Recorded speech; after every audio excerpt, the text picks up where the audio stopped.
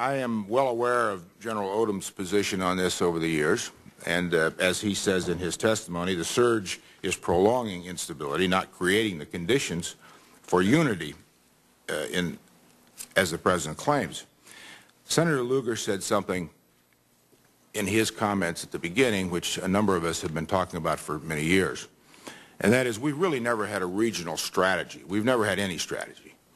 We have ricocheted from event to event, catastrophe to catastrophe, to crisis, and until we are framing a regional strategy and also a strategy within Iraq and taking the heavy burden off the military to do everything, then we will continue to have these kind of hearings. And of course the American people, we talk about a confluence, General, as we all know, elections are about self-correction. And this election will self-correct on this issue, as other elections do on all issues. The American people have made themselves pretty clear on this, and the four of you know this, everyone on this committee, that we can't sustain a foreign policy, certainly 2 wars, the damage we're doing to our country and the military without the support of the American people. So that's over. This game is over. And we can dance around the hearings all morning, all afternoon, but what we must get at is how do we then unwind in a strategic way with our allies, protecting our interests, and it's going to force us into some tough choices, and none will be very good. And one of the obligations I think we have on this committee and as elected officials is to prepare the American people for that. There is not one good choice here where we're going. And I'd like to ask this general question. In picking up on what General McCaffrey said at the front end of your statement, General, but how did we get in this mess? I'd like to ask you if you could, all four briefly, give me an answer to how do we get out of this mess. I know it's not simple 1, 2, 3, but we've heard pieces of this. Certainly Ms. Flournoy has laid out 3 options that she thinks we have. But I would like to hear from the 3 of you. Give me 2 or 3 or whatever points you want to make briefly on how do we start responsibly unwinding our involvement, because we, if nothing else, know, and it's pretty clear here what Senator Lugar noted in General Cody's testimony yesterday, it's unsustainable. If for no other reason than our military can't sustain the burden. Start with General McCaffrey. Thank you. Well, it seems to me that I totally agree there are a series of unpalatable choices. There are a couple of things we're not going to do, so there's not much sense in talking about them. What we're not going to do is substantially withdraw in the remainder of this administration. And I'm not too sure it's a good idea if it goes totally chaotic with no continuity in government between November and January. This isn't a good thing. So I think the so-called pause, they may be able to draw down to 12 brigades, who knows. But essentially the next administration comes in, they got to sort it out. I think step 1 is we tell the Iraqis we're leaving, and we give them a timetable. You can argue for a year, you can argue for 3 years. We tell them we're coming out. We try and build the Iraqi security forces, no question.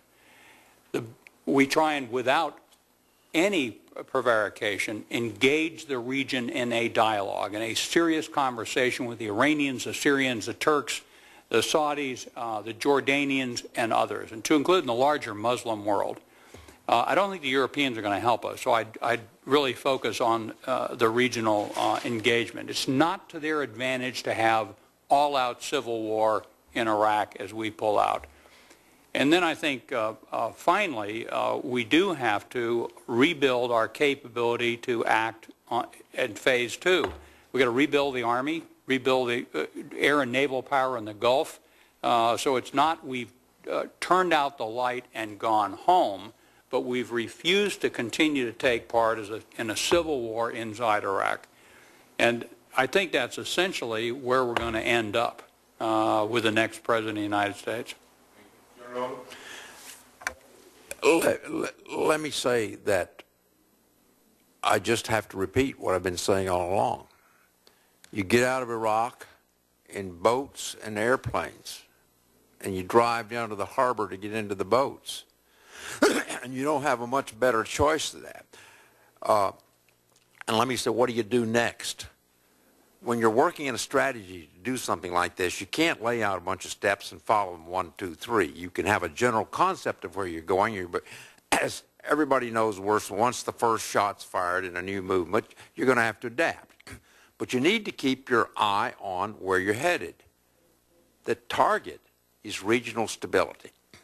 And we will have regional stability when we have better relations with Iran. Let me point out the advantages of relations with Iran. They don't want instability there, and they don't want instability in Afghanistan, and they don't want the Taliban and al-Qaeda running Afghanistan.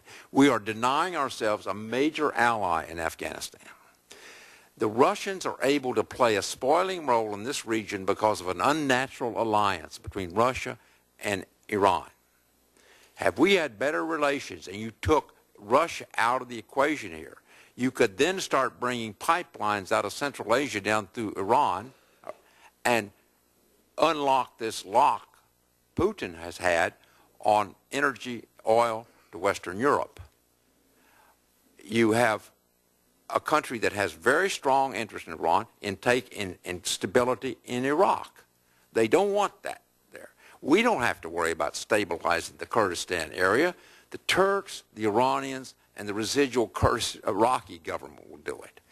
We can say all we want to. The problem with training up the present army and the present government is probably not going to be the army and the present government that rules. So you're going to have to let that take its natural course. We've lost all chance. So I won't say any more than get out, create new options, certainly do the diplomacy General McCaffrey is suggesting with the regional powers, but you're going to make real progress when you improve your relations with Iran. It'll have as much change for that regional balance as the U.S.-Chinese recognition in the Cold War. Thank you. General Scales? Very briefly, sir. First of all, let's be very clear. Regardless of the strategy or who's in office, we're going to get out of Iraq just driven by the conditions of the military. The question is, how do you do it without allowing chaos to reign in the region and without breaking the Army and the Marine Corps? That's really what your question is. And the answer is to do it responsibly. And I agree with General McCaffrey in this regard, as there's several factors involved. First of all, beyond just regional talking to our regional partners, is we need to have a regional engagement, and we need to buttress our alliances there. It's not just about talking to them, it's about getting our regional states to engage. Secondly, as we begin to pull out, as General McCaffrey said, we need to do the best we can to leave behind the best fighting force that we can that has allegiance to the Iraqi flag. We have an obligation to do that. And third, we have to find regional enclaves, I believe, to Bill's point, regional enclaves that will allow us to have an unobtrusive presence in the Middle East, simply because the Middle East is absolutely vital to our national interests. And then at the final point, and I can't emphasize this enough, we must spend the resources to rebuild the Army and the Marine Corps as quickly as we can, to put them back on the shelf so that they can be a responsive force to the strategic threats of the future, which we know are going to emerge. And I would suggest to you, it's not about refurbishing what we've already got. To do that is we have to rebuild both of these services in light of our very painful experience over the last 6 years.